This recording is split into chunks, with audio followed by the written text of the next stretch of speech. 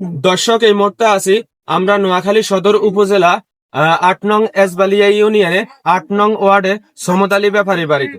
আমরা জানতে পারলাম যে সমত আলী ব্যাপারী বাড়ি দেলোয়ার ভাইয়ের ঘর গতকাল রাতে ডাকাতি হয়েছে বলে আমাদেরকে অভিযোগ করেন। আমরা নির্বাচনের পর এই ইউনিয়ন পরিষদে এবং কি অত্র ইউনিয়ন পরিষদে এই প্রথম ডাকাতি হয়েছে বলে আমরা মনে করি এবং কি আমাদেরকে অভিযোগ করেছেন। আমরা এখন কিছু আলামত আপনাদেরকে দেখানোর চেষ্টা করব। আমরা এখন দেলোয়ার ভাই ঘরে আমরা প্রবেশ করার চেষ্টা করতেছি।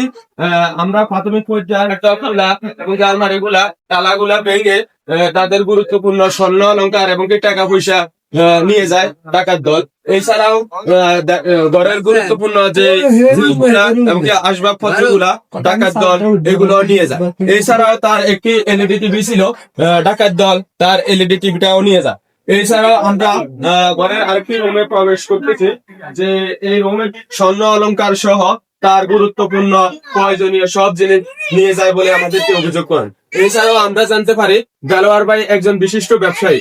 তার দোকানে বিকাশ এবং কি নগদের ব্যবসা আছে বলে আমরা জানতে পারি এবং কি সেই টাইস মসজিদ সমত আলী ব্যাপারী বাড়ির দরজায় যে টাইস মসজিদ, উনি টাইস মসজিদের কেশিয়ার হিসেবে দায়িত্ব পালন করতেছেন এবং কি তার ওইখানেও মসজিদের বেশ অর্ধ লক্ষ টাকার বেশি ওইখানে আছে বলে আমরা প্রাথমিক পর্যায়ে জানতে পারি। এছাড়াও আমরা আরো জানতে পারি যে তার ফ্রিজে বিভিন্ন রকমের খাবার দাবার ছিল, ডাকাত দল ওই খাবার দাবার গুলো নিয়ে যায় বলে আমাদেরকে অভিযুক্ত করে। এখন আমরা জানতে চাবো দেলোয়ার ভাইয়ের ওয়াইফ থেকে, সে দেলোয়ার ভাইয়ের ওয়াইফ আমাদেরকে কি অভিযোগ করেন। আমরা দেলোয়ার ভাইয়ের ওয়াইফ থেকে আমরা জানার চেষ্টা করবো।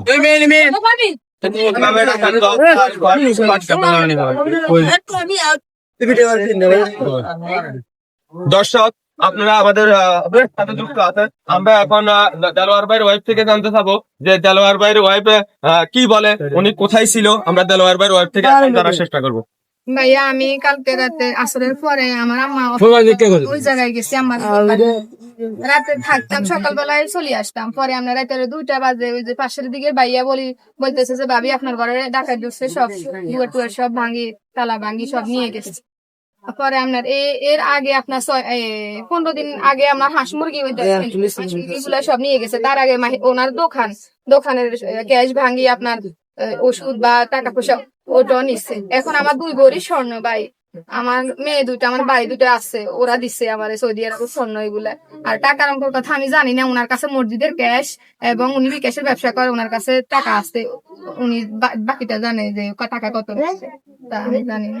দর্শক, আমরা এই মুহূর্তে আমরা দেলোয়ার ভাইয়ের ওয়েব থেকে আমরা কিছু ঘটনার বিষয় আমরা জানতে পারছি। এখন আমরা দেলোয়ার ভাই থেকে আমরা আমি দেলোয়ার হোসেন। আমার বাড়িতে ডাকাতি হয়েছে আমি শুনছি 2টার পরে। আমি ছিলাম আমার শাশুড়ির কাছে, দেখতে গেছি। আমার হসপিটাল ছিল, ওখান থেকে বাড়িতে আনছিল, আমি দেখতে গেছি। তারপরে আসি দেখি যে আমার ঘরে যাবতীয় মালামাল যাহা ছিল, আয়রন শিট, এছাড়াও আমার নগদ টাকা ছিল। আমি দুটো ব্যবসায়ী, নগদ টাকা ছিল 2 লক্ষ টাকা আর বেশি। এবং মসজিদের কেশিয়ার, আমি মসজিদের ক্যাশ ছিল প্রায় 63-65 মতো। এছাড়াও আমার একটা ব্যাংক ছিল, টাকা সব নিয়ে গেছে। আমি পাইছি যেগুলা খুঁজতে দেখে যায় টিকিট, কেবল প্লাস মোবাইল এবং চোরের জুতা, এগুলা পাইছি। আর এগুলা তলব করি, আমরা খোঁজ করি তোদের মোবাইলের যে নাম্বার, ওই নাম্বার দিয়ে সার্চ দিয়ে দেখি যে আমাদের একই সমাজের বাসিন্দা মোহাম্মদ আব্দুল শহীদের ছেলে মোহাম্মদ শান্ত এবং তার বন্ধু সহ এই কাজগুলা করছে। আমি তার উপযুক্ত বিচার চাই এবং আমার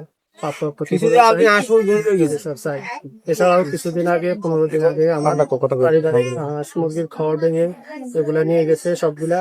এবং এর 1 বছর আগে আমার দোকানপাট, আমার ফার্মেসি দোকান, ওই দোকান ভাঙি বেশ কিছু মেডিসিন নিয়ে গেছে। এখন আমাকে অবস্থিত করে আমার অনেকগুলা মালামাল, যা আর নাই বললে চলে, সব নিয়ে গেছে। আমি দর্শকের কাছে এটা বিচার চাই, আপনারা সবার কাছে তুলে ধরেন। এবং মাত্রই নির্বাচন গেল, এর ভিতরে এত বড় ডাকাতি আপনারা সবার কাছে শেয়ার করে দেন এবং আমার উপযুক্ত বিচারের এবং ক্ষতিপূরণের ব্যবস্থা করেন। ধন্যবাদ সবাই।